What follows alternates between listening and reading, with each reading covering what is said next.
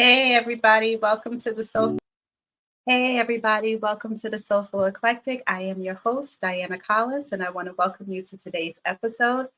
If you are not aware, we are part of WUBI Ubiquity Radio TV. And if you have not subscribed, please do on Apple Radio. We're now on Google Play as well. And also WUBI.live. You can find us. You can also find us on Roku TV as well, Fridays at 6 p.m. I noticed that I do have a little bit of lag. I do apologize. It is my internet service. I think they're doing something funky. So I am constantly working on that. So please bear with me as we get through this episode. So today, I want to thank you guys for purchasing Divine Nubian Essentials. They are one of our great sponsors here. Divine Nubian Essentials. This is the hair and scalp oil. We also have a beard oil for our gentlemen. And we also have the Hair Odyssey, which is a hair grease that we use daily. So if you all are wondering how I get my beautiful locks to be the way that they are, it is because of these products and my skin. As you guys are well aware, I do not wear a lot of makeup. And so this is all me, all me. Goddess Touch Facial Moisturizer from Divine Nubian Essentials. A must have to add to your collection. So again, if this is the first time you're joining us, I want to say thank you so much for taking the time out to be with us. And if you are returning, I want to say welcome back, welcome back, welcome back. And thank you, thank you, thank you for taking the time out to be here on the Soulful Eclectic. So, without further ado, I have a very special friend of mine. She's a new friend, and I love her. I read her books. Uh, I'm waiting for the third one to come out. It's on its way. It comes out in March on Audible, I believe, and so I'm just waiting patiently. Okay, impatiently. But I have with us author of Hoodoo Heaven and so much more. Miss Reggie Dupree is here with us today, and I just want to bring her out and have her talk about her book and how she came to talk about this book. So, without further ado, I have with me Miss Reggie Dupree. Hey, Reg, Good how are you? morning. I am awesome on this rainy Texas day. I know it's raining here too.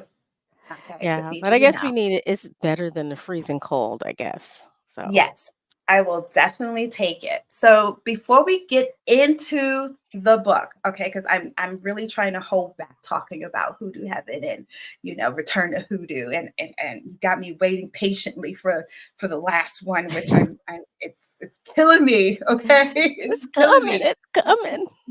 I'm waiting to hear about the magical, mystical midlife mate. Like, I'm waiting. All right, but I'm going to try to be patient about that. So before we talk about that, let's talk about you and all the things that you've done. And I just told the audience that you are my new bestie. I swear, because I just even the first day that we talked, first of all, I just do want to thank you for taking my phone call and not thinking I'm some random crazy Oh, in your girl, inbox no. on TikTok. It's like nobody ever slides into my DMs unless they want to read my cards or tell me the spirits moving them to, Right. to remove a curse. So I'm good. I was like, oh, this is nice. A sane person in my DMs. Yes, I do try to be sane. Some days it Yeah. escapes me, but on most days I'm pretty sane. Yeah. That fits. That tracks. But I first tell us a little bit about you and who you are, where you're from. I know we're both start out. Thank you for your service because we're both veterans, Yay. and we know being a female in the military has its own challenges, Oh yeah. So, and being black in the military. child, yes. But I think like most women, I have worn a lot of hats. So, I was in the military. I was in the Navy a million years ago, and then I got out and got a regular job. And I was like, "Oh my god, is this what being an adult is like?"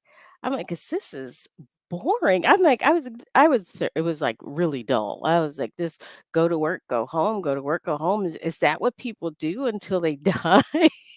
I was not liking it. So I started doing theater again. I went back to school. And, I was always searching, always just doing something different. Um, Finally, I found my way into being a flight attendant. Oh. I did that for 16 years, and it was really fun because shout out to flight attendants because it's like the best job, especially if you're multi passionate.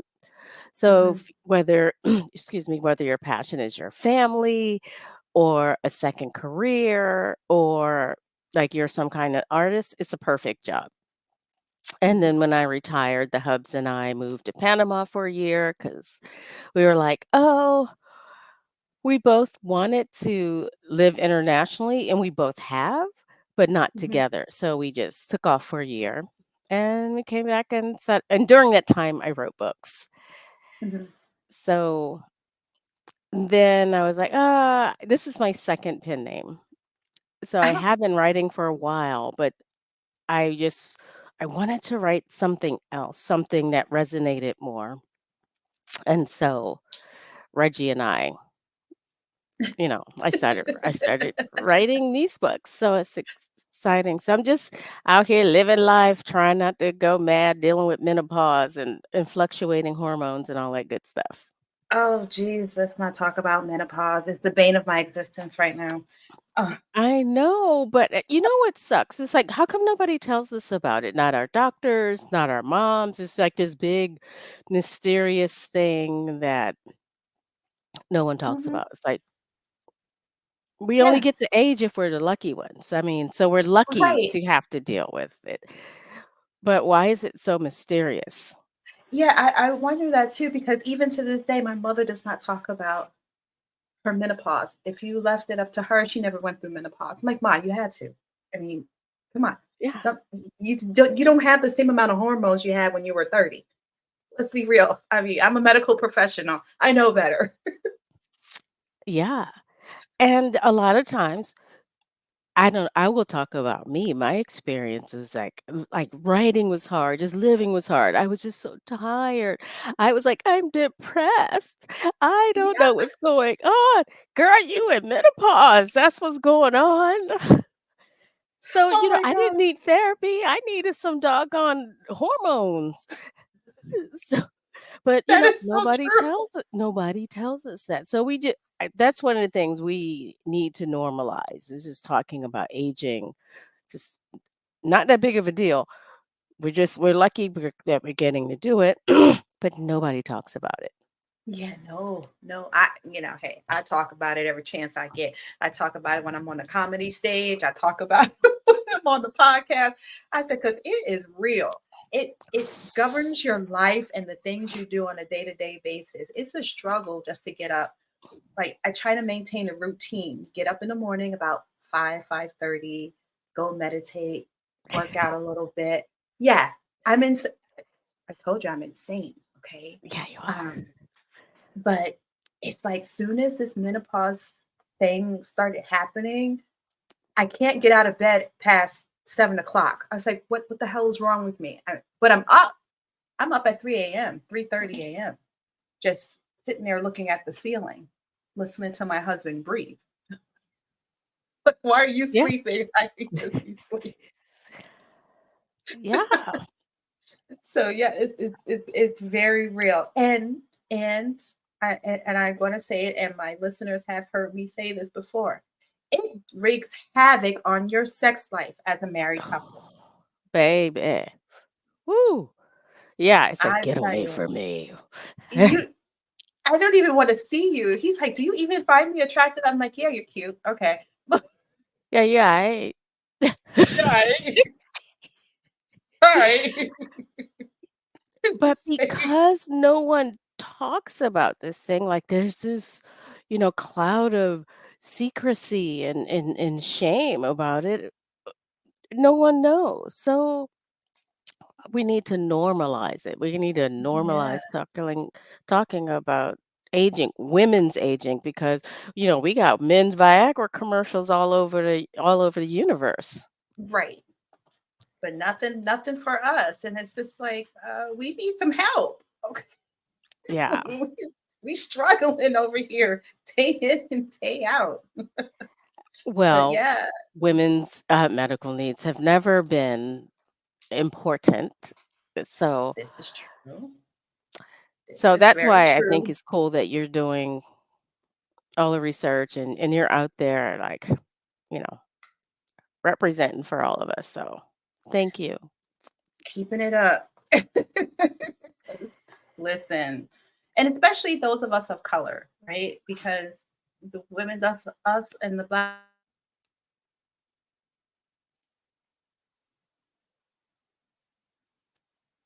if that makes sense. Yeah. Okay. So the moment that we don't, there's something wrong with us. What's Yeah. happening? It's like, what? Hello? When did Yeah. this just become just me? No, no, Yeah. no. There's other pieces in there. So yeah, yeah, it's a struggle. And you know what? I think part of it is, especially women of color, we're so used to pushing through. We're gonna make it Mm. happen. We're gonna do it. We're gonna make it happen no matter what. You know, I'm fine. No, you're not. No, no, you're not. No, No, you're you're not. not. And you need to be okay with not and figure it out why you're not. Yeah. And I think that is a great thing. Even though wasn't the whole purpose of us talking, I'm glad we're talking about it because it's part of the building of who we are and how we got to where we are today, right? Because Yes. you had to push through that, Yeah. And you know. there's another part of it. I see a functional medicine doctor, Hmm. and a lot of just like traditional doctors, they still don't talk. Even some gynecologists still, I feel like, don't fully express and fully talk to their patients about hormone replacement therapies and the options, be it bioidentical or just traditional. They don't really talk about it as much as they should.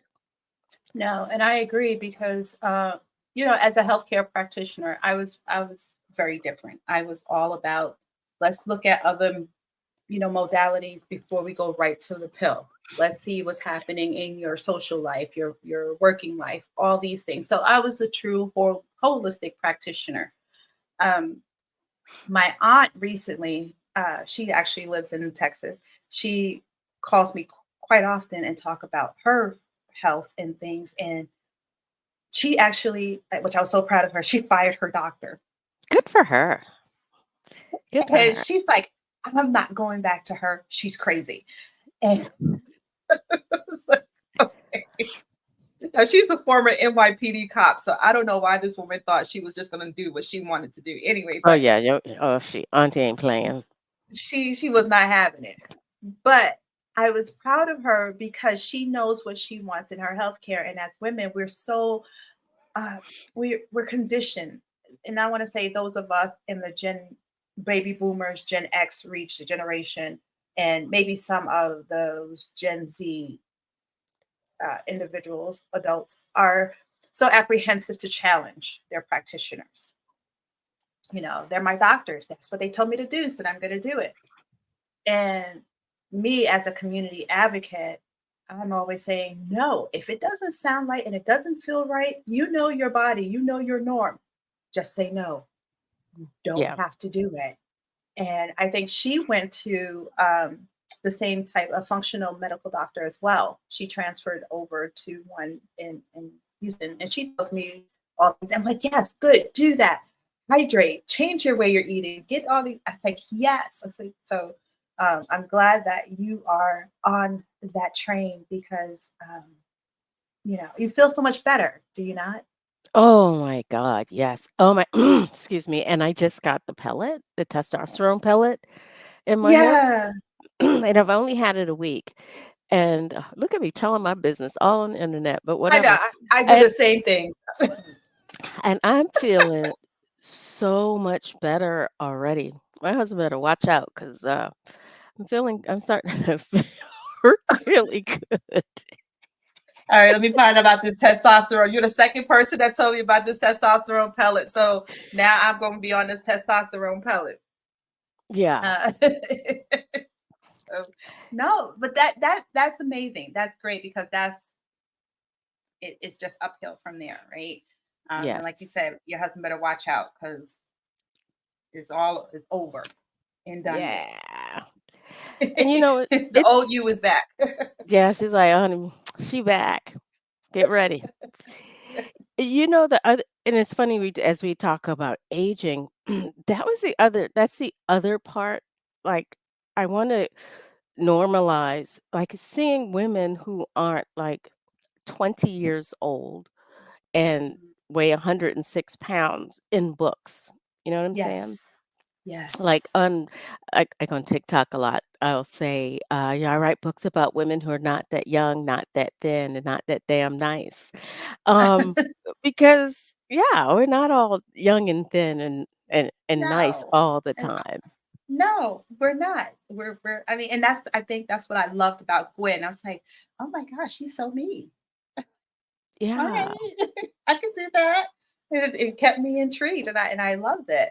Uh, but how, with all of these things that we talk about, you know, balancing your hormones, living life, the changes that you've been going through, being married, how do you maintain your authenticity in who you are when you are navigating day to day? Because we know we have to put on a mask depending on where we are, you know, what venue we're in front of. I tell you, those masks get so heavy carrying them. I'm so tired of carrying them.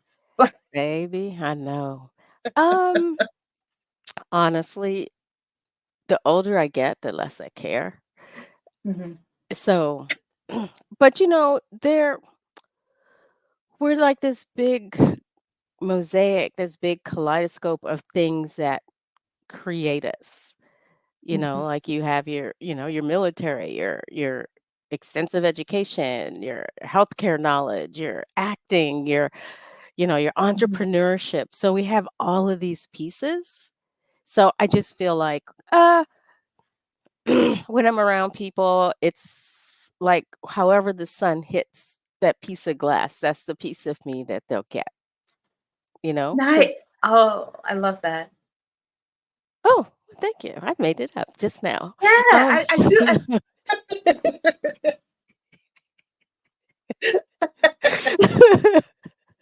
It just was like it was poetry. Whichever the way the sun hits that piece of glass, that's what they get. I was like, oh, okay. yeah, but because there's so much that makes us like I'm not just black. I'm not just a woman. I'm not just a veteran. I'm not just a writer. I'm all of those things. Mhm. So I think I have been working really hard, like these, like probably the past 5, 10 years, to just fully embrace like my authenticity and this be authentically myself because that's all I got in the end. That's all I have is myself. Um, I just took this course called Writing with the Soul. Mhm. That didn't necessarily teach you like how to write. We all know how to write, and there are Mhm. other classes for that. But it was about like truly like digging deep and embracing the parts of you Mhm. that you want to put on the page, the pieces of you in life and experiences that you want to share with Oh, others, and being honest as you put it on the page. And I feel like with a lot of like the series I put out that I was really trying to do that because what I was trying to examine in myself was remember that movie Coco? And there yes. lives a little boy, and he's going to see his ancestors, and it was just so beautiful. And I was like, "Oh, I wish we had something like that. And then I'm Yeah. like, hold up. We do. And Mhm. it's hoodoo. Mhm. But most other cultures, especially like Asian and Latin cultures, and even a lot of African cultures venerate ancestors. And Mhm. in the past, and they just, it's not worship, but they celebrate them. They celebrate their lives. They celebrate the past. But Mhm. when we were human trafficked and when we were enslaved, it was like we were brainwashed, and I felt like we were Yes. separated from our magic, right? We were Mhm. separated, torn from our magic, made to believe all of those things were evil, made to believe that it was incongruent with our beliefs as, Mhm. like, say, Christians, if you're a Christian or whatever, like, all of those things, you can't be this and that. So, like, why not? Why can I not? Mhm. So as I was writing this series, I wanted to, like, examine my own beliefs about faith and being separated from your magic and Mhm. exploration of what's good and what's evil. Just because somebody tells you something's bad, is it? Who gets to say? Right. So, all of that mixed up with, murder and, maybe finding a hot Mayhem. guy. Yeah. So, those are, like, themes that I was personally exploring. So I kinda put it on the page wrapped up in the story, if that made any sense. No, it makes perfect sense because let me tell you, Gwendolyn Carter is something. Okay. She is something. And I am like, for those, like, if you guys have not read the book, and again, I found you by chance. And I love the chance that I found you. Well, I'm glad you took a chance, baby. I did. And I took a chance of reaching out to you and having a conversation with you because and it's been a long time since I've had a book resonate with me. And I'm an avid reader.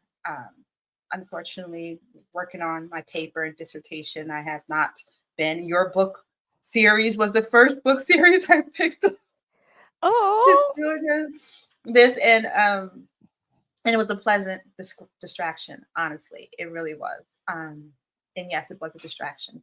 It really was because I really wanted to see what was happening in Gwendolyn's life over there. Uh, I would say and I'm sorry, but I'm not. I know you're not. I know you're not because I I wouldn't. ain't And I sorry. wouldn't believe you if you said you were sorry. I would have said you lied. I ain't sorry. You ain't sorry. It's I ain't sorry. sorry. But, the other thing that I Mhm. wanted, I even though it's primarily about Gwen and her life and her Mhm. beliefs and her journey, I wanted, like, everyone to feel welcome. It was inclusivity. I almost hate the word diversity. I prefer to I say know. inclusive. Inclusive. I it was important for me for the book to be inclusive. Mhm. Um, before I started writing, before I start each book, I'm like, "What's the worst review you could get?" And you write it. I write it out, and I was Oh like, wow. "Oh my god, this book was like the diversity Olympics. Had to have everybody in it." Blah blah blah. Yep, that's exactly what I want. So, um, but like you see all these books that might be based in Texas or like Arizona or New Mexico, and there's not like a Hispanic person in sight. Come on now. A native in sight. Yeah. So if you have a town that there's no people of color, that's a sundown town. I don't want to read that book. Exactly. You It's a are. sundown town. Uh huh. Uh huh. And but it was important for me to just to feel like, just anybody can come and anybody can feel welcome. And I love Either that. it's going to be a mirror or a window or,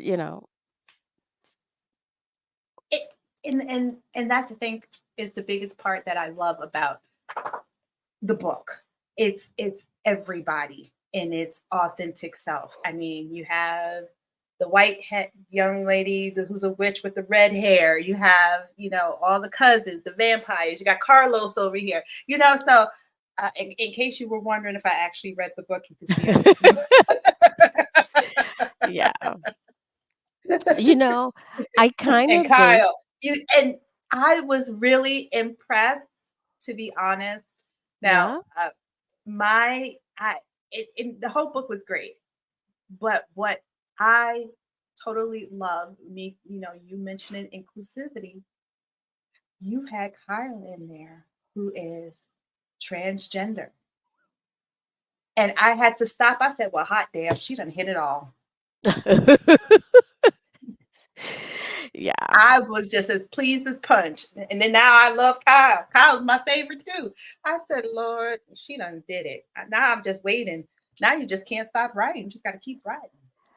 Yeah. I'm And ready it to. was important. Other thing that was important to me that people's identities were just a part of them, just like their eye color or Mhm. their hair color or complexion. Like it was a part of them, but I didn't want it to be the totality of them. That part. Yes.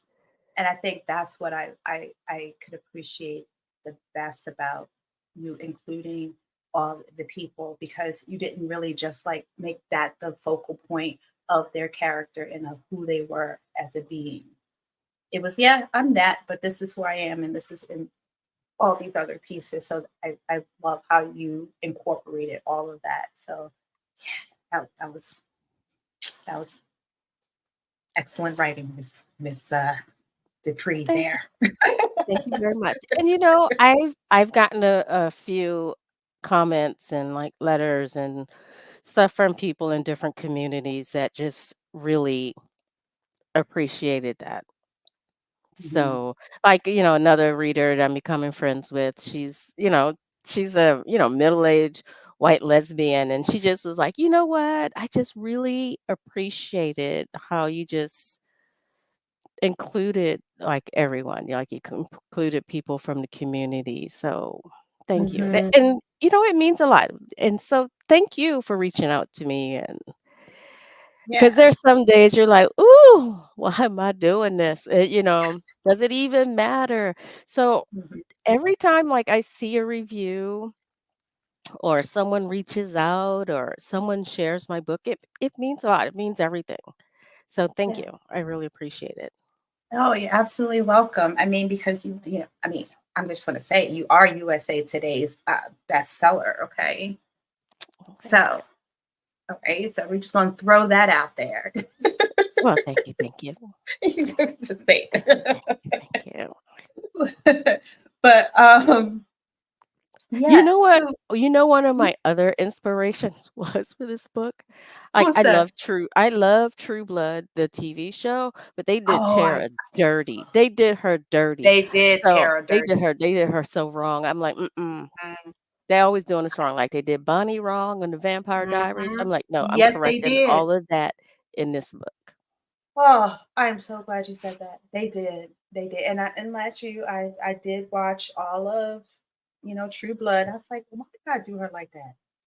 Well, I yeah, said that and the same thing with Bonnie. I said, seriously? So I appreciate that. I think, yeah, I just love it. It's just my new phase. Okay. And I yeah. probably read it again. So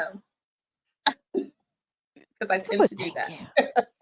So I'll probably read it again while I'm waiting um, for Mystical Midlife Mate to finish and, be on Audible and stuff. And So, speaking of, like, media and media portrayal, have you seen American Fiction?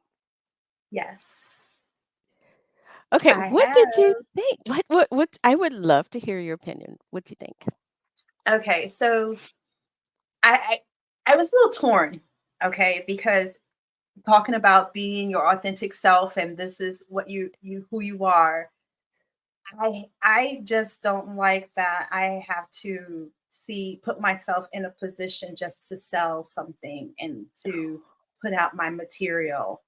and be seen. So I think that was the biggest piece that I had a hard time with, because that's not me. That's like Yeah. I tell I told a director, that I'm actually going to be working with, and he's like, "What are you not comfortable doing?" And I said, "Well, I have a hard time putting myself in a position where I am a prostitute, a crackhead, living in the hood." I said, "I don't do well with inner city vernacular. I don't. I Yeah. know it's down." And I think he thought I was being like kind of posh and snobbish. And I say, "No, I just Mhm. don't do well with it. It is just Mm-mm. my daughter brought home a poem when she was in high school, the oldest one. And the poem was all inner city vernacular in this poem. And she says, "Mom, read this poem out loud." And I started reading it, and all I could see is her cracking up in the corner, just laughing at me. She says, "Mom, you sound so strange saying all those words." I said, "But this is what the poem is." And she said, "You just can't do it." I say, Mm-mm. "No, no, I feel," and it's nothing about anyone who lives in inner city. I grew up in Brooklyn. I grew up on Bushwick Avenue, the biggest inner city you could ever think of. I Okay, that was me. And if I say that to people, they're like, "No, you didn't." Yeah, I did. I grew up on Bushwick Avenue. I could tell you the address. I could tell you what high school I went to, what middle school I Let's went see, I to. got it all. I said, so yes, I am a Brooklyn girl all the way through and through. I said, but we went to Catholic school. So diction and articulation was always a big thing. When we Yeah. got home, we weren't allowed to say ain't, isn't, oh, mm-mm. That Mm. At all. soon as you said it, it was an automatic correction. And it sometimes if you got it on a bad day, it wasn't a good correction, it was a slap upside the head. Yeah. Exactly. Right? Yeah. So I you know a learn really million. Oh, I'm sorry. no, so you learn really quickly that that's not the way you speak. No. So We watching learned the code American switch fiction, early. we did learn to code switch early. We did. Now, to say that I cannot, no. If I'm with a group of people, when you talk about code switch, if I'm in the inner city, I can code switch just quick, Yeah. in no time flat. Um, but on a day to day basis, mm, Mm-mm. no. No. I remember a million years ago, I went to a voiceover audition, and the copy it was a professional Black woman. I'm like, "I can do that." Mhm. And she's gonna go shopping after work and after she leaves her office. Okay? So I can totally relate to that. That I was like, "That is me. That is who I am."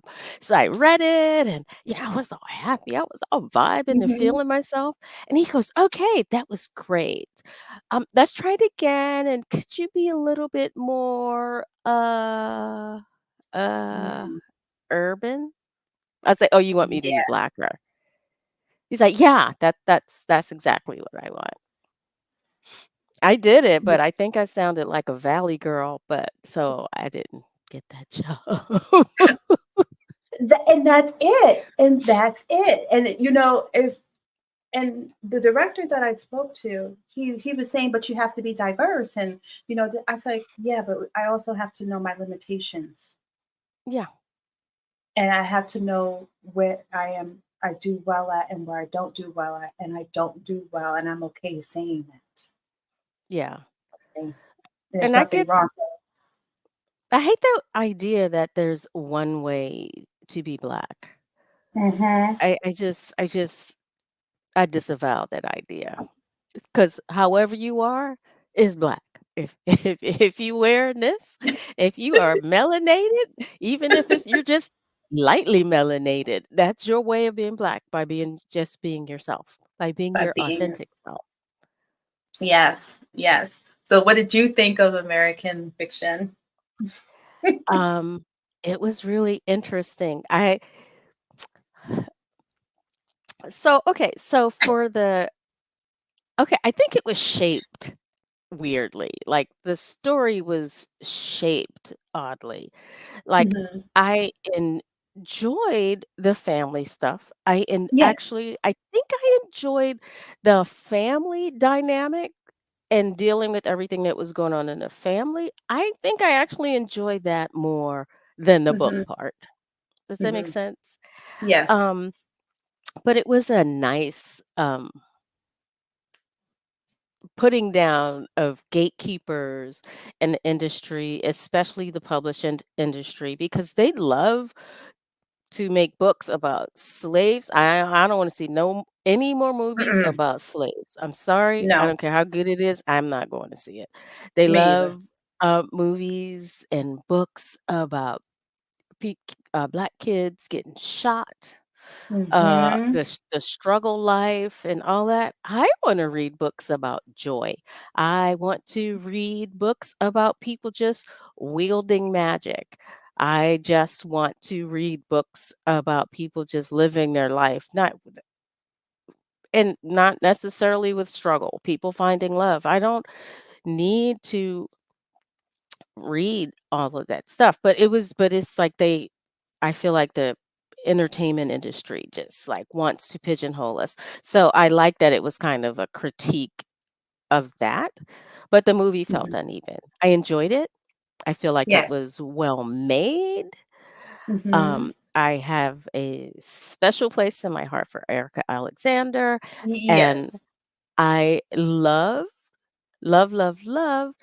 that they had uh, fin- uh, a black woman, like a woman who looks black, with black Mhm. features and curly hair. I think she had locks, Yes. but with natural hair and phonetically, if that's the right word, black, with Yes. black feet. Do you know what I mean? Yeah. Because so Yeah. often and this is no slight against my biracial sisters at all, but so Mhm. often in media you don't see like a dark skin or brown women, even if it's not black, but even like if we're talking Latina or Mhm. any indigenous woman, very seldomly are they darker.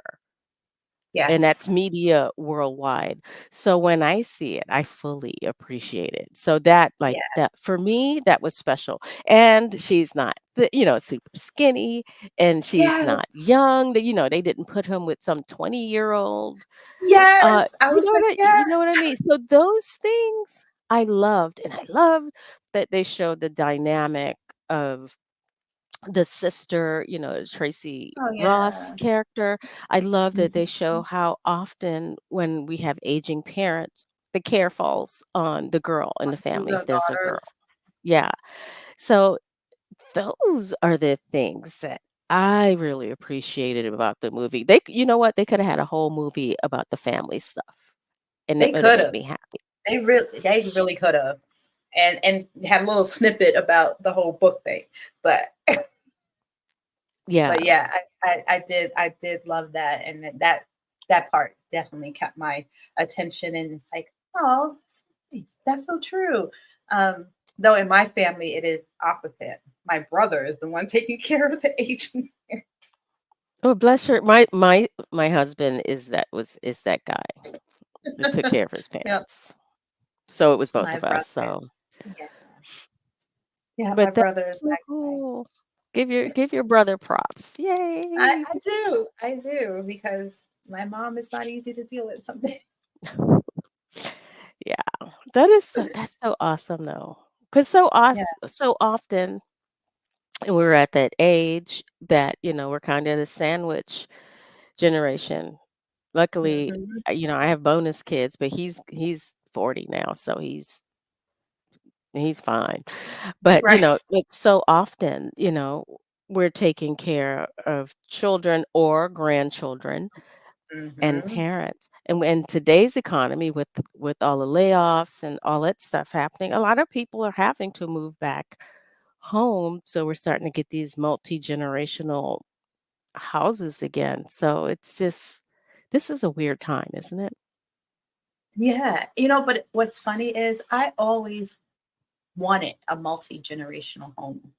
I never wanted my kids to move out and I mean, Oh, I wanted them to do their own thing and be their own entity, but I really wanted them home and, so they can build their wealth and do their thing. But I think with society, it's ingrained in them that once you're a certain age, you need to leave, you need to leave. I say, but why do in It's an America, American thing. A lot of other mhm, cultures, you stay home. Is Why do we do that?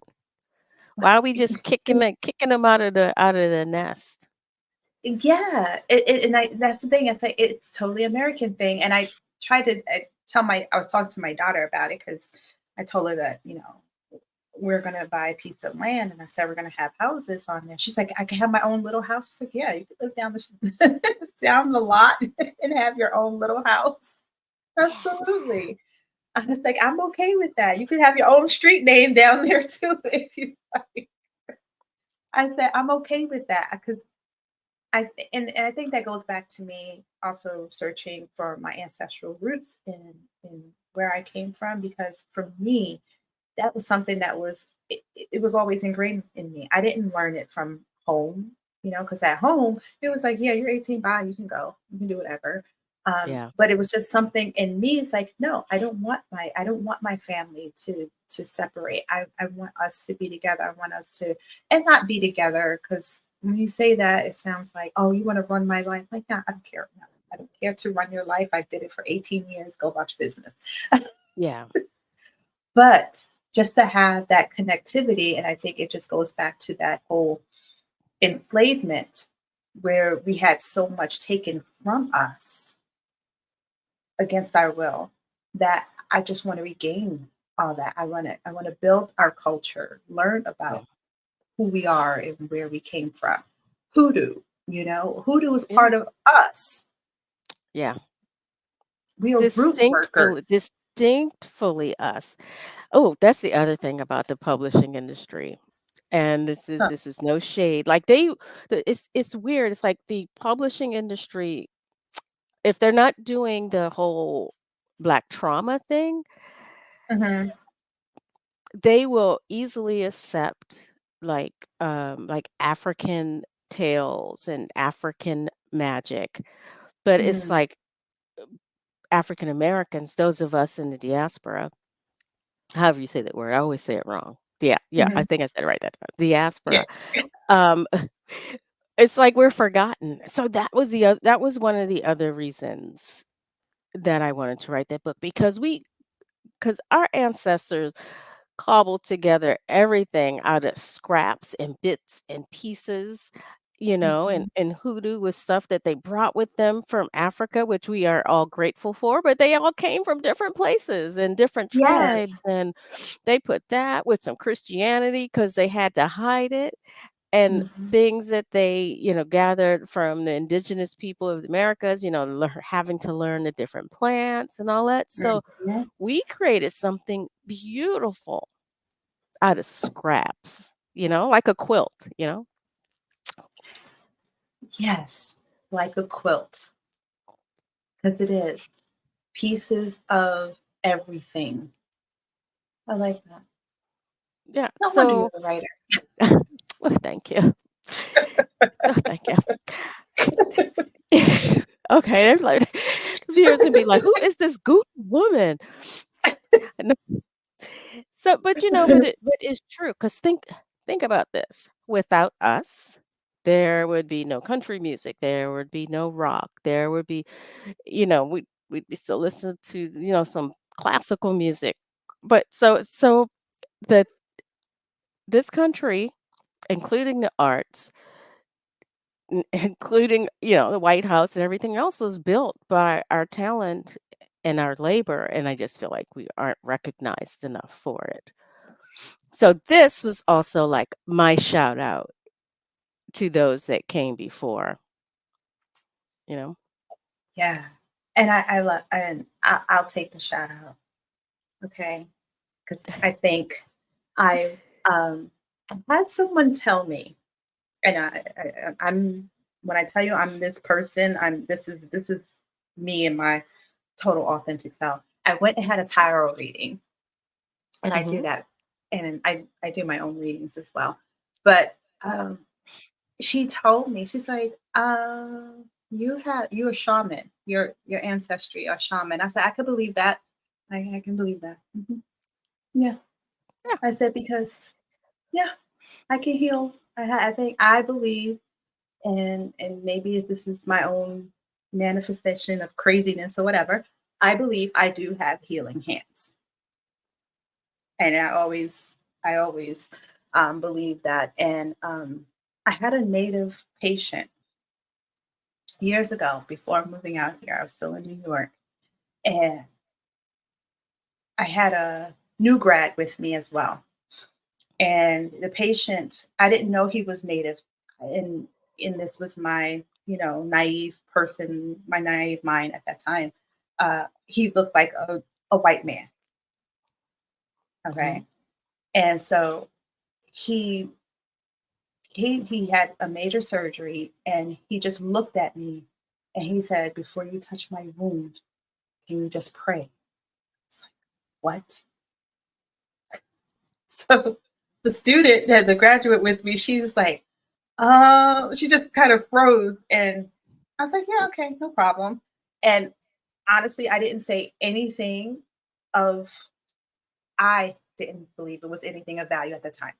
Right. So I did, hold my hands over, prayed with him for a minute, and then proceeded to do all the things I was going to do. I later went to a powwow. This man was standing there doing blessings for people with sage. I said, Wow. "What?" I said, "I had no idea." And he said, "I'm giving you a blessing right here." And he did a blessing there, and he gave me this turtle, and I still have this turtle to the day. It's a tourmaline Oh, turtle. I carry it with me. It's in my car. It's with me everywhere I go, and I've had this turtle for 15 years now. wow. And it was a necklace, but it came off the rope, and I just still carry it with me everywhere I go.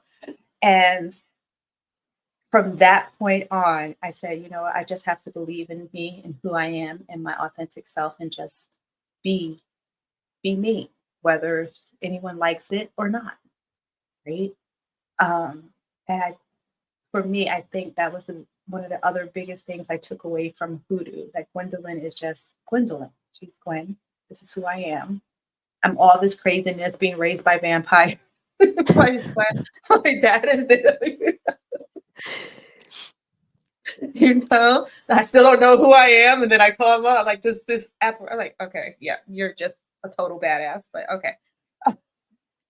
Well, But it makes me feel good that you got that out of it because that was really truly what I was what I put on the page because you don't have any control over it's like my gift to you.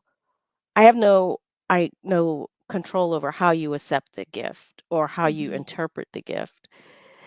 But it's just always interesting to see if someone else got out what I put in or something different because when we consume a piece of art, be it a painting, a book, music, or whatever, always we get out of it where we are in that moment. So mhm, wherever I am in my life when I read a book, that's I interpret it through that lens. So it's mhm, always interesting to see what a reader takes from something, even if it's something that's like, okay, they didn't like that. Like I had one review and I had to laugh, and I am thankful for the review because marketing and advertising is about attracting the people who are for you and repelling those who are not. mhm. And she says, it says on the first page that she's bisexual. If I'd have known that, I wouldn't have bought the book. But you know what? I am thankful, and actually, that's why I put it on the first page. But I Mhm, am thankful for the review because for people who can't stand a person saying that they're bisexual, they're not going to like the rest of the book. They are not going to like it. So it's probably better for them to find out sooner than later because That everything is is true. not for us. Not everything is for us. And which is a lesson that I have to learn, you know, that was Now, part of my journey. Everything ain't for everybody, and it's okay. yeah, and that's okay. And I'm learning that every day because I have people pleasing issues, like We many want of to us be do, right? liked. We want to be liked, right? So it's just one of those things that going into this business that I had to really come to grips with. I am not going to be for everybody, and everybody's not going to be for Mm-mm. me, and I have to be okay with that. And it Um, really is okay. it And really is because I it don't want to really be is. everybody's cup of tea. Mm-mm. I just want my people. I just want the people who vibe with me. That's all I want. I don't need everybody. I just need my tribe. Exactly. And it's funny you say that because I have a sticker on my computer that says your vibe attracts your tribe. See, I'm writing that down. Yep, your vibe attracts your tribe. And I totally believe that. It's I want people who will understand me that I don't have to put a mask on just to have a conversation with you. You're not my Ooh, friend. no, no. Mm-mm. You're That not. Because then if I say something off the cuff, you're looking at me like, oh, I want you to yeah. understand that, there's craziness that roams around in my head because there is. Oh, absolutely. Absolutely. I kind of based the character Rita off of my best friend, Rita, and we've been best friends for 40 years. We met and when we got to our first, went to A school together and we found out we were both Oh, going to the Philippines. We became friends quick. She was not one of the little cool kids. She was this little white girl from this little town in Texas. I was like, "Oh, Lord." But we got to know each other. And I always laugh at her. I'm the first black friend she ever had because I don't even know how many black people live in that damn town. And, 'cause I ain't see many when I went to see her, meet her right. family. But we became friends and we've been friends forever, and we are very different people. She's like, this Methodist minister. I mean, like, she does preaching and she's like really in the church. Even okay, yeah, Hmm. I made her character a witch, you know, but she's to me, she's a superhero because she's a mom, and she's a really good mom. She just like when people look at us and go, they would probably, if they compare the two of us, they would probably say like I am because I am kind of outgoing. I'm an ambivert. I'm an outgoing introvert. Hmm. So they would say that I'm the bravest and I, have an exciting life. But to me, I look at her and I see her as this big success because she's raised two amazing daughters. She retired from the reserves. She's very giving. So to Hmm. me, she's a superhero, or this amazing woman, whereas maybe to other people, I look like I have this exciting life or whatever. So I don't know where I was going with that, but it's just amazing how we view others and how Hmm. we view life. But when I'm with her, I can be my authentic self. And it's been nice for her children because she lives in an even smaller town that she tried to get me to talk me into moving to. I'm like, girl, no. There's like 10 black people in that town, and I ain't about to be the 11th.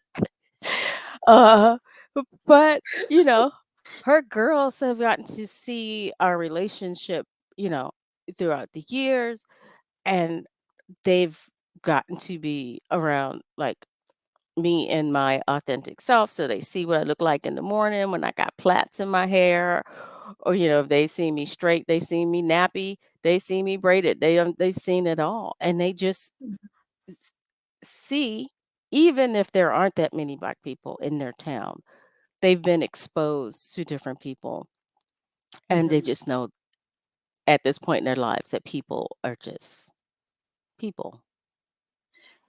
Yeah, and it's funny you say that because I have a friend like that as well, and she lives in a small town in upstate New York. And I actually I went to visit in the fall, and I was sitting there talking to her youngest daughter, and she's like, "Yeah, we only have one Black person in our school." I was like, "Wow." And so but she's like, he's my friend, and we talk to him, and and then we have this group, and I just love that for her because she's a teenager, and I know during these days it's hard to be an individual in a teen as a teenager. She just came out, and she's like, "Yes, Diana, I am this." I was like, "Well, good for Good you, for baby. her. Good for Good you, for her. baby." I bought her a nice little rainbow Tucson keychain. Oh. But it's just that, and she's like, and it was really sweet. Her older sister went out to work or whatever, and she was leaving, and she said, "Oh man, she was supposed to put two braids in my hair." And so I looked at her, I was like, "I can do that for you." And she's like, "Really?" I was like, "Yeah." So I put two braids in her hair, two, the big French cornrows in her Uh-huh. hair. And she's like, "That's so much better than what she could do." Oh. Oh, I said, "Sweetheart," I said, "don't say that to your sister because she will never braid your hair again. Okay, ever. keep that between you and I, Yeah. and you have a great day."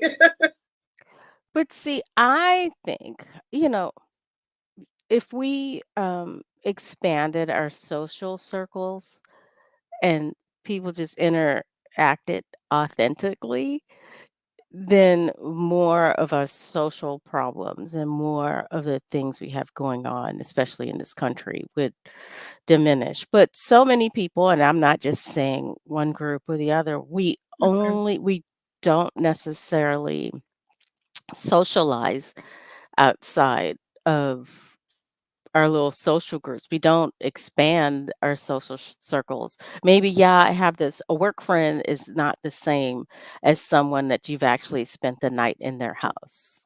that part, yes, you're so right, It's not the because same. I have a work friend. "Oh, I have Black friends, we work together." I'm like, "That's not your friend. Mm-mm. Has Do she you know ever that?" been in your house? Right. Did you Have guys go you out invited together? Yeah. Have you worshiped together? Yes. Yes. Then that's not your friend. That's someone you work with that happens to be a person of color, Yeah. you know? So it's really important to be able to differentiate that because I'm quick to tell people, no, I have friends from all walks of life, Yeah. all ages, because I also am a believer in having friends who are your friends that are younger than you too, because it Oh, helps you yeah. retain that perspective, Oh, right? yeah. Even if they the ones that's calling you auntie, you have a different relationship, right? Yeah. Um, and it's one of those things that you need that to keep your. I think from a healthcare perspective, you needed to keep those synapses firing in your brain. Oh, absolutely. Absolutely. Okay, I have a question for you. So, Okay. do you I remember, like, it seemed like people our age used to be so old. It was like a lot of people seemed old at, like, I don't know, 40, 45. I was lucky my mom wasn't. She stayed youthful. But a lot of people, it's like, oh, okay, the kids are gone. I guess I can curl up and die now. Girl, no, yo, no, it's just Right. starting to get fun. Exactly. No, So I feel I like a lot of older people are more youthful now. Not that we're necessarily trying to be young, because I ain't trying to. I don't want to be young again. Not in this no, economy. Hell no. mm-mm, Mm-mm. no. But so do you feel like that? You think people used to be older? Or is it just a perspective thing because we were young? I think, honestly, I think depending on where they were in life, yeah, a lot of them used to be older, especially the baby boomers, because they worked their lives to the bone. And so that, Yes. I think They were that tired. made, they did. They were tired. And I think that is what aged them. So when they were able to have an experience of empty nest, they were tired. Yeah. They just wanted to sit down and watch TV and just read a book, or they weren't about going out and living life. And I think us as that, Gen X, we saw that and don't want to see that for ourselves. So we are making the conscious effort to change that. And I think Yeah. that's where the difference is, that no, no, no, we're not doing that. And plus, most of them baby boomers, I know for my family, they were grandparents early. Mhm. So that also added to that. They were grandparents early. Now, I had the pleasure of having the baddest grandmother ever in the world. She was just fire.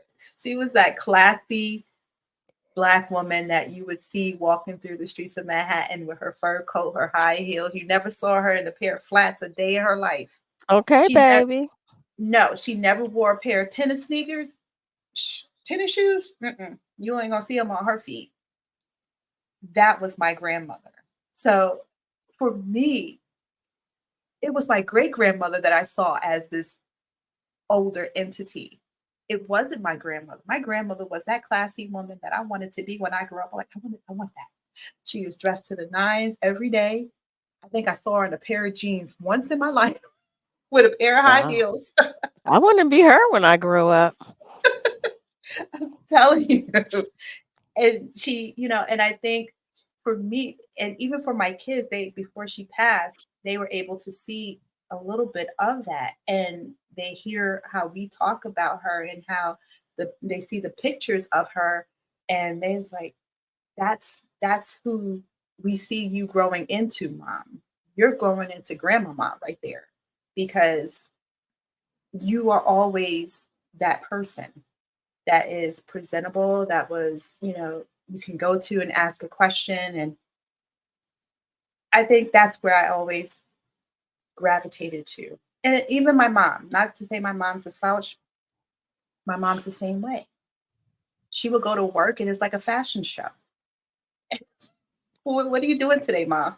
She's like, oh, I'm going over here to go see this one. And as she's walking, we're talking, and you'll hear people say, oh, Miss Diane, love your outfit today. You look wonderful. I'm like, Ma, what do Where you you just leave your going? office? Do you leave your office just so people can look at your outfit? She said, yep, sometimes. Good for her. I And she should be retired, but she refuses to retire. But it's okay. Does We're she going. just still enjoy her job, or she just doesn't, like, know what to do after? She doesn't know what to do after, but her job is not strenuous. That she really goes to work, and I tell you, it's a something for her to do. She works at Kings County Hospital in Brooklyn. Okay, so she like she but you know what? If she's happy and it works for her, Yeah. And it does, and it does, and like I said, every day is a fashion show. So those are the when you talk about it, I see it from other people's perspective, but when I look at it in my household growing up, my grandparents were not aging. My grandmother was out there, entertaining, doing her thing, and she worked for the NAACP, the NAACP. I gotta stop saying double A. NAACP for many years, and so it's just beautiful to hear and see. And then I also am part of the NAACP as well, so growing up and they watching me grow up, and now I'm there. It's like home week when you go there, and they remember my grandmother, and it's always in fondness. You do have some that don't remember her fondly, because she didn't take any short either. She's like, no, she's like, she "No, was baby, that. we're not doing that." Yeah, so that was her. So I'm sure there are those out there, but it's just beautiful to hear and see. And I'll just share this last piece. But the biggest thing that brought me to tears, and I mean, I was crying like a big bawling baby, Um, I met, she's now my auntie, Raina Evers, Mrs. Evers. Yes, she is. And Okay. I, in the beginning when we were talking, it was just us talking and being in a group because my aunt is very close with her and they're like sisters and she does a lot with her. So um, it was my first time actually having a conversation with her. And as we're talking, and I had mentioned, I said, yeah, my grandma, was here for a while and worked with uh, Miss Dukes. She was her secretary, her executive secretary forever. And she looked at me dead in my eye. She said, your grandmother is Julie Baker? And I broke out in tears. I was like, Oh. yeah. She said she kept my mother and Mrs. Dukes out of trouble all the time. Oh. So it was just like, what? I didn't even know my grandmother was like in the middle with, Mrs. Evers. And, I knew she was with Miss Dukes because I, grew up knowing that, she was there. But to know it was that extensive and extends that part, I was floored. I was in tears. I was like, oh, all right, I'm done. I can't work anymore. I got to go home. That is so nice. You must have felt really filled up, like. I I really did. And, I think it's just the fondness that people of that caliber, I mean, these are big civil rights individuals, right? And I was like, wow, she was that person. So now it's like, now I really can't mess up anything. Baby, you got some big pumps to fill.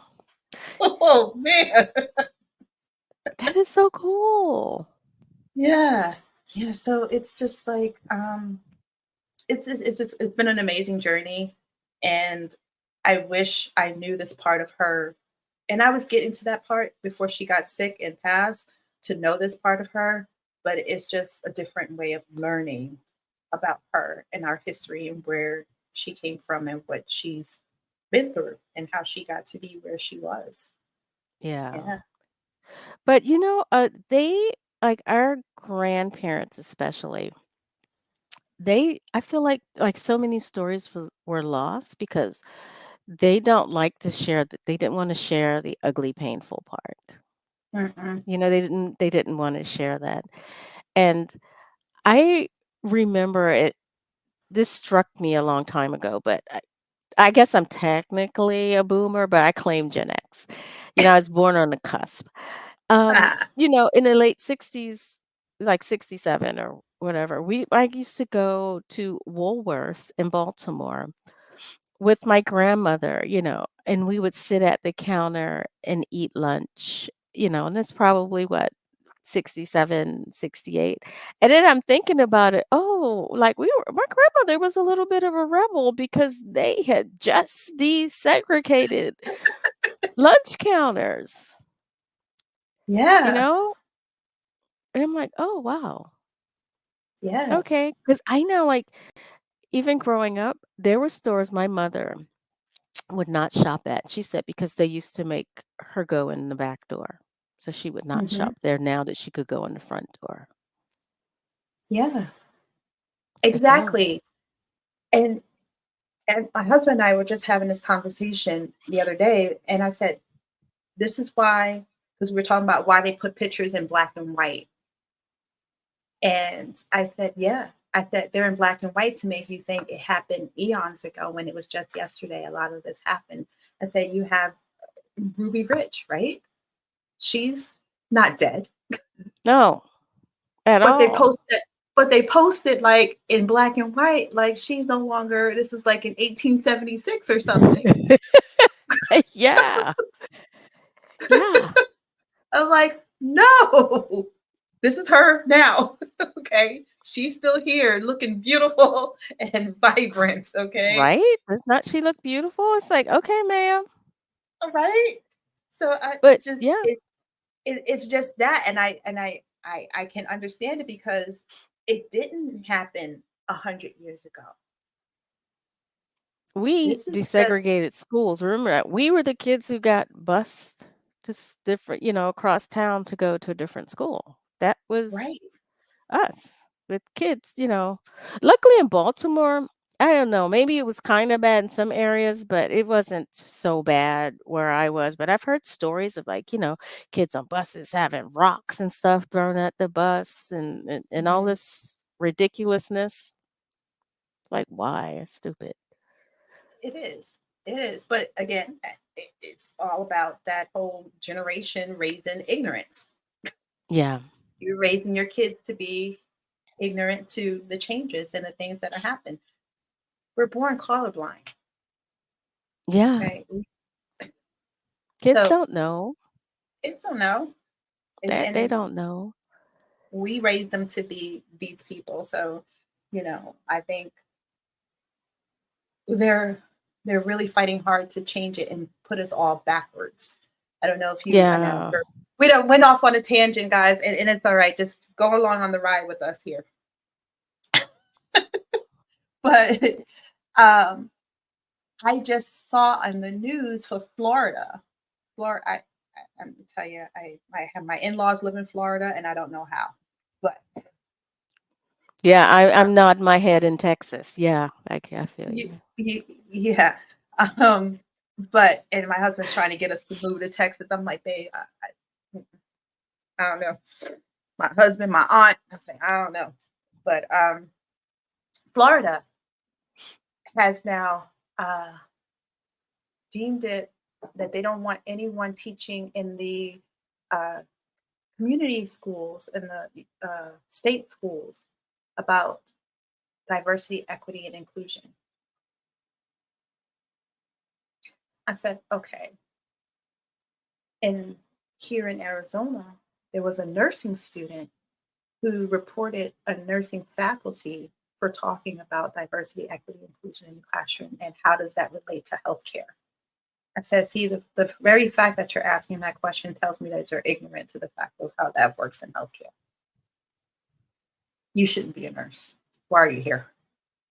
Yeah. You know? So now we're being censored in our classrooms. And you already, I'm sure you already know about the banned books, Yeah. right? Yeah. And your Yeah. book would be one of the banned books, Oh, wouldn't it? yeah. Yeah. Yeah. So, But it's yeah, they want us to slide backwards, but we're not going. mhm. We're not going. We ain't going back. No, You I'm know. fighting it tooth and nail. No. Yeah. And I know Texas ain't perfect. I know half the time we're like telling Florida to hold my beer. Um but I love living here. I love my state. Like I love where I live, but it's like no place is perfect. No. So I just think that like we as citizens, we just have to be more engaged. But I think it's easy to be disengaged when we're all just so concerned about, basic stuff like, I don't know, paying your bills, keeping a roof over your head, Mhm. um, and those things. So Mhm. it's easy to be separated. And I don't know. Well, I think one of the things that really lacks in American culture per se is like gathering spaces. We're not a big cafe culture or Mm. pub culture anymore. A lot of us don't no longer go to church for a myriad of reasons, but we don't have a lot of places where people just like go and meet and chat and chop it up, and meet their neighbors. We're just Mhm. all so separate. And I don't know how to fix that, which is why I created my little town of Hoodoo because I created, I built the world I wanted to see, just where folks just are living their life. Yeah, and I want to live in that world. I was like, where can I buy a house in Hoodoo? And I actually went on the internet, and that's how goofy I am, and look to see if hoodoo actually exists because that's what I do. I actually based it off of a real town. I mean, there's no Uh-huh. magic and stuff there, but it's literally across the tracks. Like I live in the kind of the area that I wrote about, but Okay. it's a town called Tamina, and Oh. Tamina is a former freedmen's town, which Ooh. were the towns that were set up right after slavery, Right. and then so a lot of people that started and lived in Tamina. And actually, a lot of people who are still live in Tamina are direct descendants of the formerly enslaved people who lived in this area. So they lived there, but they used to work like, as sharecroppers or there were a lot of timber mills here. Mhm. So they used to just work here and then go back across the tracks to live in their little Oh. town. Oh, nice. Okay. All right. Because my husband and I talked about owning a ghost town. He said, we're going to buy us a ghost town Oh, I and see. I'm build too it. scared. I'm scary. I'm too scary for that. But I would come visit you if you bought a ghost town. Come on But over I to our wouldn't be ghost living town. in a ghost town with like 2, 3 people. No, no. Mm-mm. We're gonna have to fill it up and Well, wow. sage and smudge that thing and call in the exorcist or whoever. Listen, we're going to call in all the ancestors. There's going to be a big smoldering pot in the middle of town that's going to burn a whole sage bush. See, listen at me. I'm talking about I'm scary and look at the stuff I write. And I'm like, okay, that doesn't compute. No, no, it makes sense. It makes sense. It's okay. It makes I understood. I Yeah, but I'm understood. kind of scary. And I'm that crazy person, like, oh, this is an old house. Let's see what we find. No. And see, I would go, but I would be complaining the whole time. See, I don't know. We shouldn't be in here doing this. See, I'm see, like, you'll be Marie. yes, yes, yes, you'll exactly. you'll have your nine with you, be like, I'm gonna come with you, but this is stupid. Yes. And I based that off of one of my real cousins too. Yeah. Cause yeah. Yeah. I'm like, oh, yeah, this is easy. Oh, yeah, I got this. I was like, oh my gosh, that was hilarious. I'm like, what are you doing? You gonna shoot a ghost? I don't understand how that works, but okay. You know, Texans, we love our guns. Uh-huh. Oh my god, this is No. like a great conversation. Like we've been all over the We place. have been. We've definitely been all over the place. But and that's the whole thing that I love about what it is that I do in my podcast. And I know everybody's like, well, you should have, your podcast should be reaching all these people. I said, my podcast reaches who it needs to reach and touches the souls that it needs to touch for when it needs to be met. And I think it's been 3 years doing it, and I've met some amazing people. Um, and I think um, it's all about the conversation. And honestly, the people that I have on the podcast are people that I vibe with. Like I said, my vibe attracts Attracts my a tribe, tribe. right? And I say my tribe is like freaking amazing. I can feel a Yeah. village with my tribe. That's why I said I can own a ghost town. My tribe will just be I'll a come out. I'll come villager, out there with my laptop right? And right the and some next red best wine. exactly. Get your set up and I, I do. I do want to own my own ghost town, and it's going to happen. Don't know the name of it yet, but it's going to be my own ghost town. Well, And okay, if we manifest in this ghost town, so where would you like it? Would you like it like in Arizona? Like what kind of vibe would it have? Would it have the buildings already there?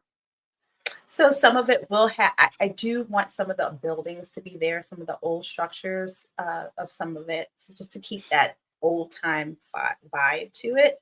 Mhm. I have not decided yet where. It has to be someplace warm because let's face it, I'm not doing the cold anymore. I'm Mm-mm. over it. I'm, Mm-mm. I'm over it. So I actually am thinking like more of like New Mexico, Nevada kind of area. Um, my main concern is the water source, uh, to be Yeah. honest. And Arizona doesn't have its own water source. So first and foremost, that's the biggest thing that I'm looking at. But I've been to the reservations out here, and it breaks my heart Yeah. in these reservations out here. And I look around and I said, "It's great you gave them land, but what you didn't give them anything else. There's no, I mean, you barely have what telephone service, let alone piping and sewage and yeah, it just breaks my heart. But yeah, I haven't decided where yet, but I've been Yeah. looking and trying to figure out where exactly I want this ghost town to be. Um, I know what I want it to look like. It's going to be a land of weirdos, but it's okay. Hey, us weirdos make the world go round. That's right. Land of weirdos, but I love it. I love it. So yeah, so we'll Wouldn't the see. world be boring if we were all the same? Oh man. It's funny you say that. I just rewatched Demolition Man. Have you ever Mhm. watched that? It's Uh, been a long time. right. And I just rewatched it and I was like, oh my gosh, if we all were the same, this is boring. They all had, Yeah. I was like, Taco Bell was the big restaurant. I was like, oh God, no. No. Oh, that's scary. Yeah, that's scary. So no, I don't I like that I am the eclectic soul that I am. And Yes. and that I have collected other eclectic souls to be a part of the tribe. So I am very appreciative that you are a part of the tribe. Well, thanks for having me part. Thanks for inviting me into your tribe. Because I'm telling you, like I said, I can't say it enough, and I do have to do my due diligence. I've been kind of slacking in that, and in writing my review of Hoodoo and Return to Hoodoo. Baby, you writing a Um, whole dissertation. I know. Yeah. So it's Oh fine. man. Oh So you've been man. doing quite a bit of writing, so I have but I been. appreciate you. Oh man. So this is my tribute to you in my review. This is This is it. better than a review. This is me saying in the utmost thank you. Thank you. Thank you for writing the book, for putting someone who looks like me, you, a real person in the storyline and being inclusive in the writing, so that anyone who's reading this can see a piece of them in hoodoo of some sort. Um, and I know I joke with my husband who thinks I'm a vampire. Um, he does. He really does. He says, you have to be a vampire. I said, honey, I wish I was because I'd be the coolest person in the world. Right? And we'd have some, compound interest, we'd be rich. We'd have some Right. We money. be rich, right? I Yeah. said, but no, I am not a vampire. Um, I don't know if we can manifest that, but whatever.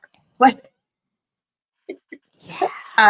I really do. I appreciate you. I appreciate the conversation. Um, as I said going in, you are my new friend. I don't say friend, sister loosely. So I just I it's like from that moment we had the first conversation. I think the only reason we got off the phone as quickly as we did because it was late.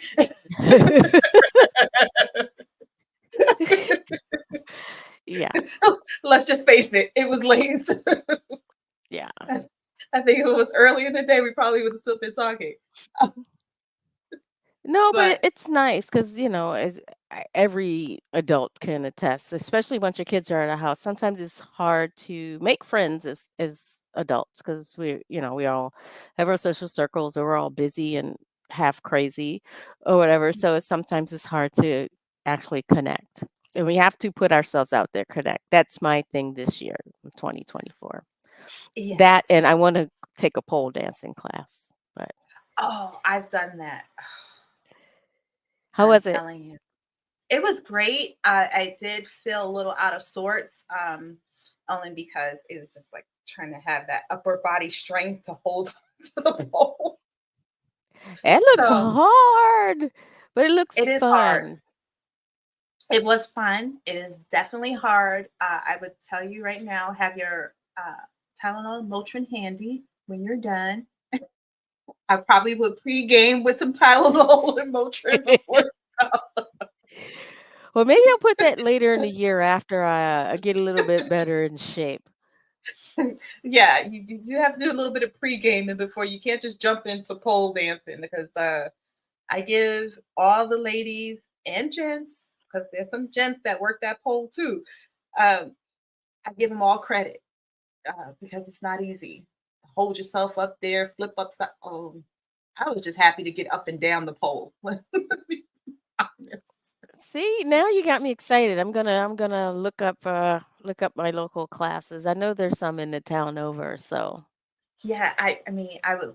You do have to tell me how it was, but it was good. She was a former stripper, so she had great upper body core strength going on.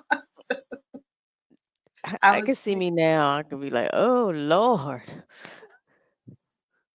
exactly. That's why I said you need to pregame with some Tylenol and Motrin before you do Okay. it. Well, we were talking about challenging ourselves and staying young, so that's one of the things we gonna do. We're gonna work it out. Yeah, we're gonna work it We're gonna out. try these new things. I might not like it, but I'm gonna try it. I Yeah, think I will though, but you know what? I think you will, because the ladies were really great and it was fun. And if you just, like you say, you go in and say, I'm learning something new, no one's coming in with, most of us are not coming in with knowledge of using a pole. So,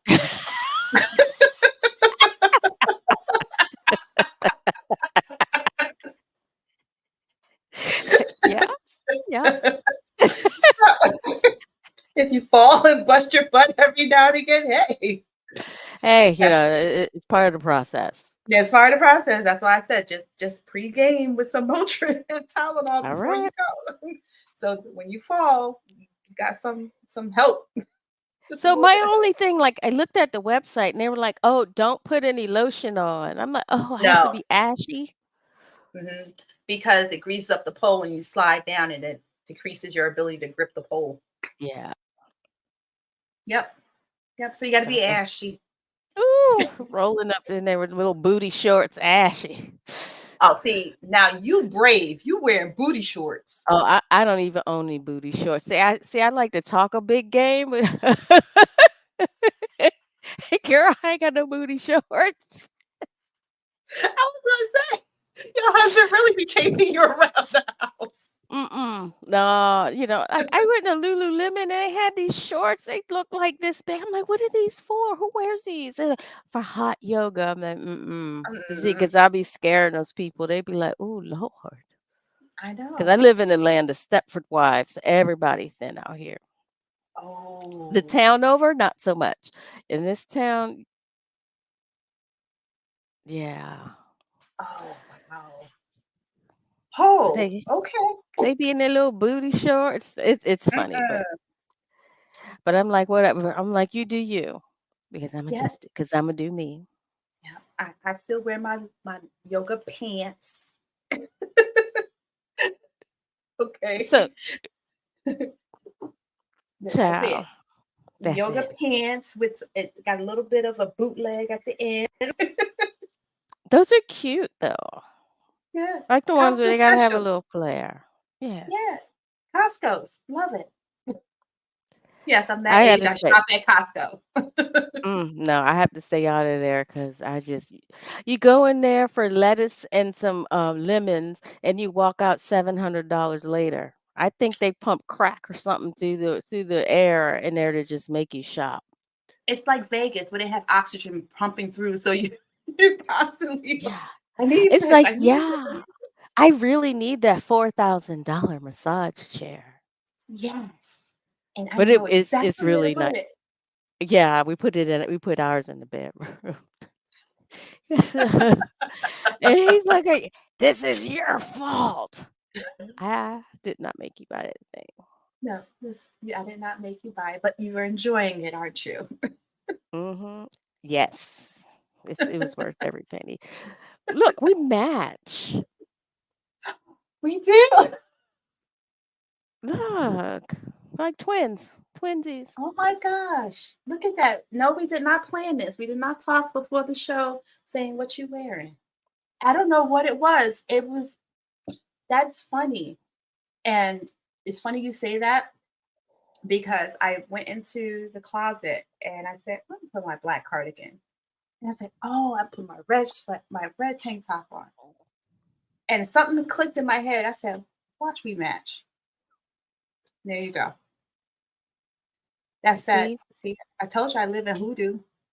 see, I told you. Miss Healing Hands. See, it's something there. Something there. I'm trying to man. I'm feeding it. I'm feeding it. It's okay. Yes. Oh my Yes. Now god. let's just get a film deal so you can play Gwen. I'm. I'm. Listen. I don't know. Oh, we're not friends on Instagram. So you have to go on my Instagram acting page. I have a new workout video that I did. And as I'm working out, I said, I'm preparing to be Gwen so I can be right.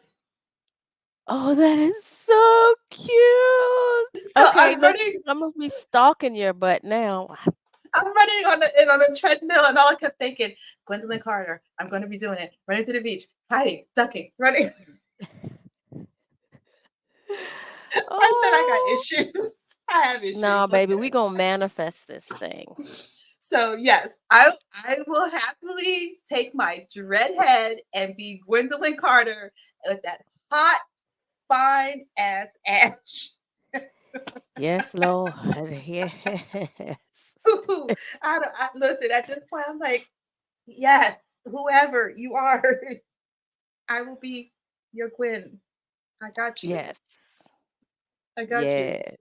So yeah, that's funny you said that because I sure was running. I was like, "Yep, I'm gonna be Gwen." Because I was listening to the book too on the treadmill while he was filming. I was like, "Yep, I'm gonna be Gwendolyn Carter." Right, doing it. I had sweat dripping.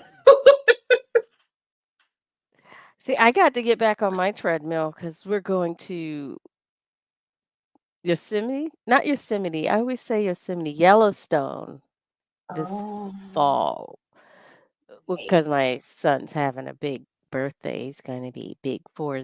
So him and his wife, me and my husband, we're going to go. But I have this whole fear of falling. I'm like, look, I'm not doing no hard hikes that I'm going to be looking like I'm going to fall off a cliff. I'm not doing that. That's not my idea of fun. And he's like, Mhm. no, no, no, no, we good. We good. I'm like, You all have to right. prepare for that. You Yeah. and I and I'm not doing it because I don't like heights like that.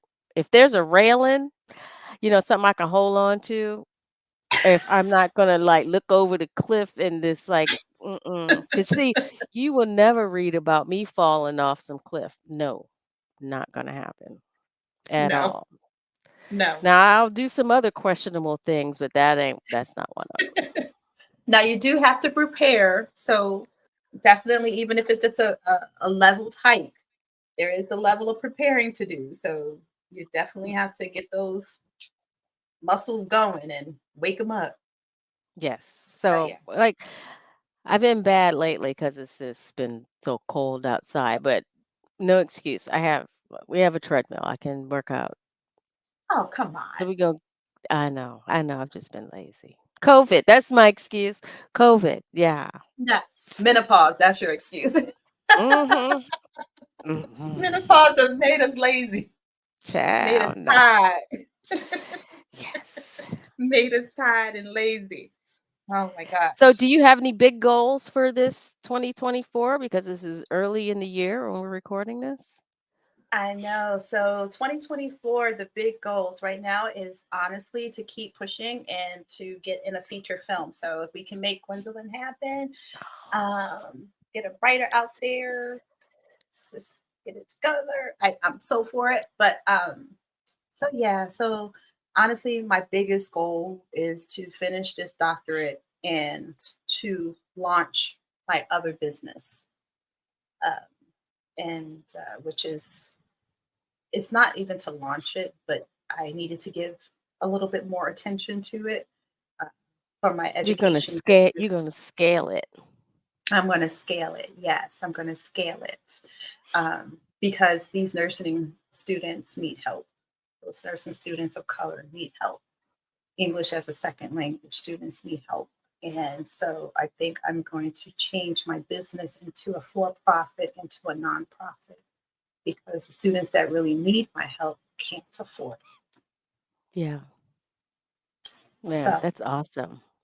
yeah, so that's the goal, to change it into a nonprofit and see how I can help these students who are English as a second language, because we need to see more of us at the bedside that look like us and that can help us so we can have better healthcare equity and quality, because it's not happening, sadly. So yeah, I know I got a lot of big goals. No, it's in there, but they're awesome. Big, hairy, audacious goals. You're damn right. You know what? My husband says you don't do anything small. I said nope. Go Mm-mm. big or go home. So Yes. And I think too many of us, especially women, play small. We got to stop playing small. yeah, yeah, And that's what and I tell myself. You got to stop playing small, girl. yeah, and and you and I had that conversation of getting you out there more. I was like, what do you mean? No, right? Yeah. So first step is to get you into that book pavilion at the next convention in Vegas.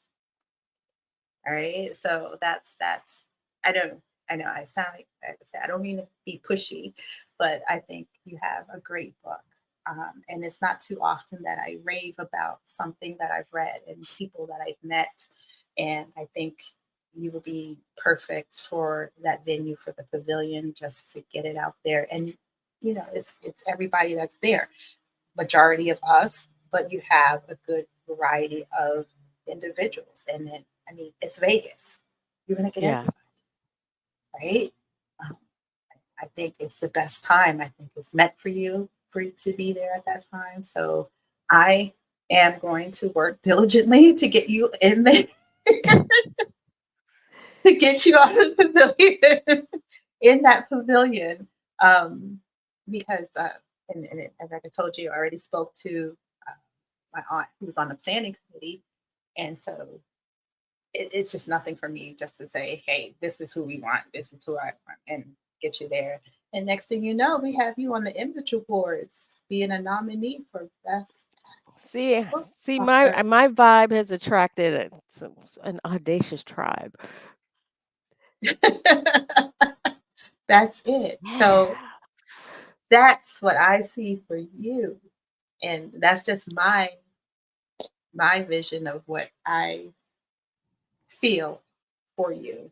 And so I think it'll be a great thing. And I just asked that I be a guest at the Image Awards with you. We rolling together. That's all I'm asking. Just want to be a guest Yeah. with you at the Image Awards when you're Yeah. nominated and when you win.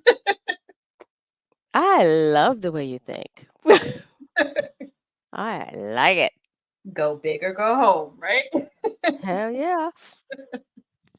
All right. Oh, So that's our plan. So we got it. yes. We gonna do this. Oh man. So you know what? I'm looking at the time and I'm like, oh my God, we've been talking for like 2 hours. And that's not even See? that's because we have great conversation. Yeah, But you're I gonna have don't fun editing this. Lord. Who said there was gonna be an edit? It's all authentic. This is it. Ooh. This is it. I you know what? And I I pride myself on having an authentic show, and I give it to the people the way it is. I'm like, I'm not editing it. This is what we do. This is how we talk. This is how we vibe. This is us in our authentic state. Yeah. It's either for you or not for you, like you said. So you can always turn it off. Yeah. Yeah. You don't have to You stay know, and listen. I have a confession to make. Uh-huh. I was nervous. I was nervous. I was like, "Oh, am I gonna, like, freeze up? I'm not gonna have anything to talk about. I'm gonna look like a loser." No, but this was so nice and so and this was so comfortable. Thank you so much for inviting Oh, me and having me on. This was absolutely. really nice. Yes. And it's the first of many more to come because your goal, like you said, is to get yourself out there more, right? Yes. Right? Yes. You So, inspire me. yeah. So So, I'm gonna put on my list, because I'm a big planner. I love paper planners, and I write out my goals for the week, and I plan mhm, by the quarter, but I also make goals like each month. So for mhm. February, I want you to hold my feet to the fire. Oh, Okay. I'm gonna reach out to other podcasters. All right. I'm writing it All down right. right now. Oh Hey. Lord. Hey, and you know what? I have a couple of them that are friends of mine that are local here that have a podcast, and they would love to have you. One is actually an author. She actually wrote a book about mask behind the mask. Very good friend of mine, Oh, and also another one who is a makeup artist and in the entertainment business, and she has a podcast going down on the mic. So I will share your email address with them. And thank you. look at you. You will be on the stretch. And also get you with my good friend Kathy, who does a talk show called Desertwood Days. And her name is Kathy Blaze Jefferson. She's also an actress and a model as well. And get you on Arizona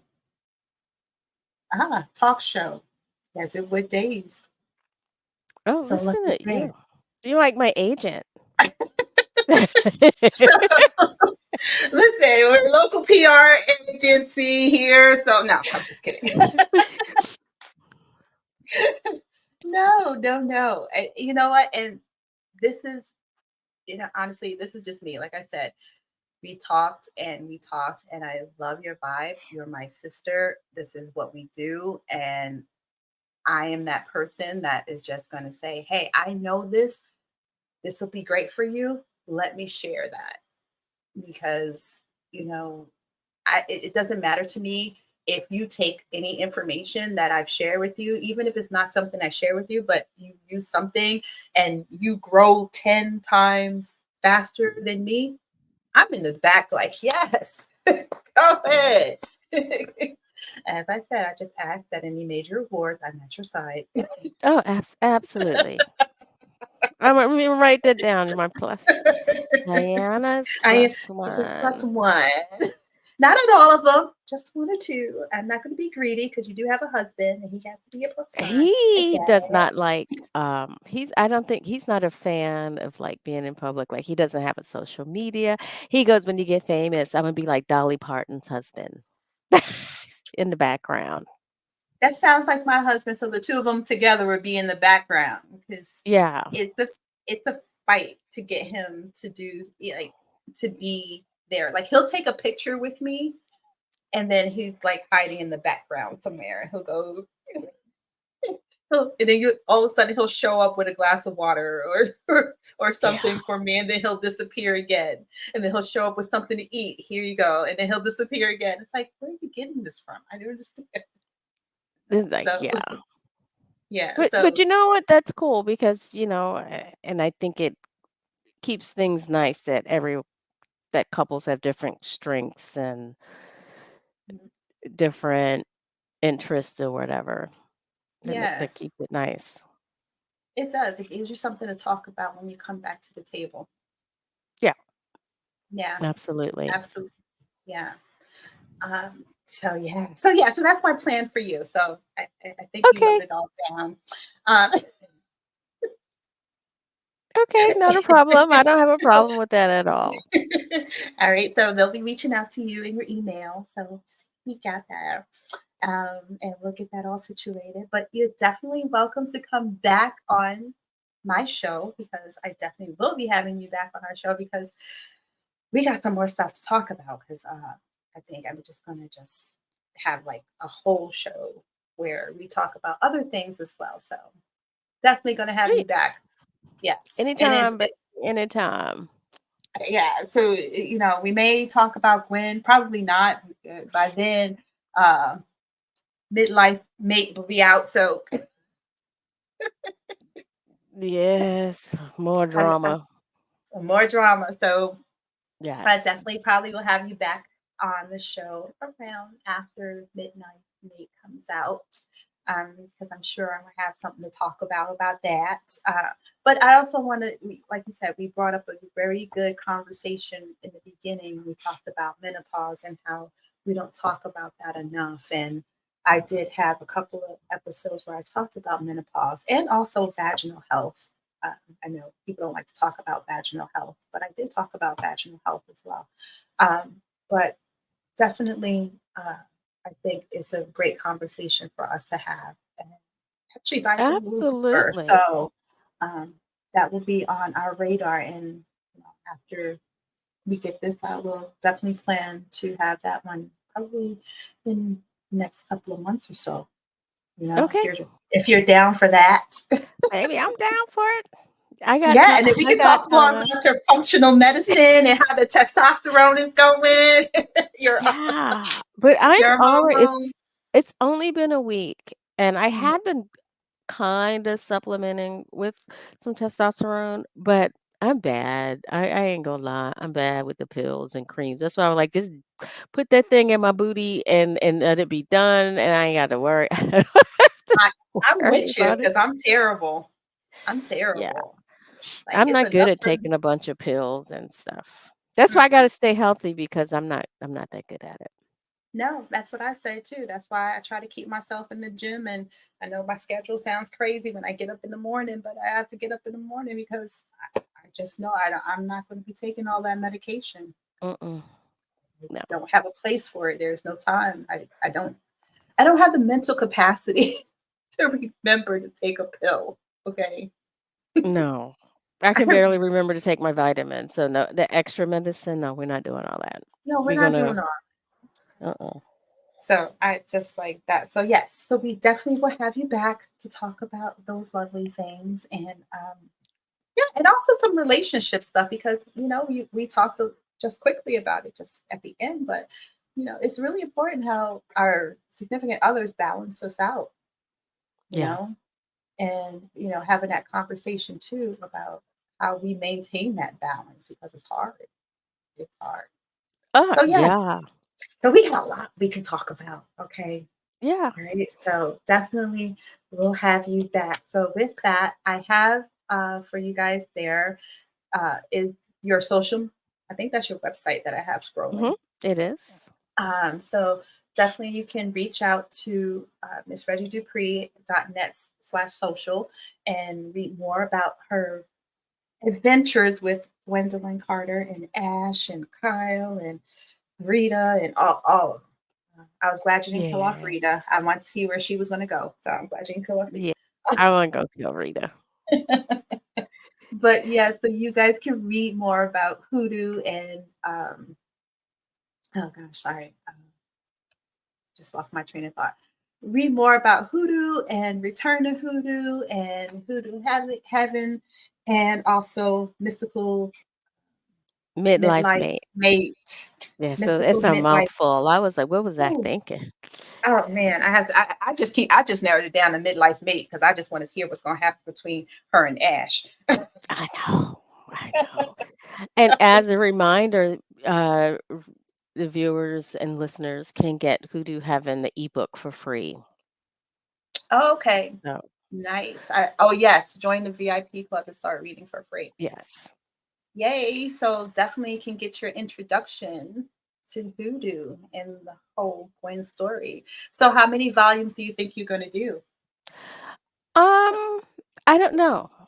They just until they stop coming. So I know for sure in this first phase, they're Mhm. going to be 5 books. Okay. So the second phase, I don't know. It just depends on where I am at the end. So Mhm. I want to create a world where um, there might be multiple series with Mhm. different lead characters in the same world, or like I might take Gwen elsewhere and she have a few books in Mhm. I don't want to say spoil it too much in Ash's hometown. Oh, We nice. might so it might slip from like kind of contemporary fantasy to like full-fledged fantasy, but Mhm. still have come back to Hoodoo. So Oh, Hoodoo that's is gonna be like the central wheel with different spokes coming out of it. That's what I I would like. love it. I love it. All right, guys. So you heard it here. I'm going to say first because I am the first podcast that she's Yeah. been on. Yay. Yay! So you heard it here first that and I asked that question for me because I wanted to know how many more books I had to look out for. Yes. So it's a total me question. But there's 5 books in the series coming up, and I'm so excited. Yay. So again, I want to thank you from the bottom of my heart for joining us on the Soulful Eclectic. And we definitely are going to have you back. So um, as you guys all know, if you have not liked or subscribed to the channel, please do. And you can find us on all the podcasting networks as well as on WUBI Live and WUBI Radio. This will be airing on WUBI TV on Roku. So you can also find us on Roku. So, with that, I say, guys, take care of yourself and each other. Oh, and just one more thing. If y'all haven't tried Divine Nubian Essentials, I'm just going to go ahead and be out there and do the shameless plug for myself. Divine Nubian Essentials, you're missing out because it's keeping my skin amazing. So give it a try. And that's divinenubianessentials.com if you're ever wondering. So with that, I say take care of yourself and each other and eat healthy. Dang it, because we only have one life. Actually, we live. Here's my thing, and I'm going to close out with that. Okay.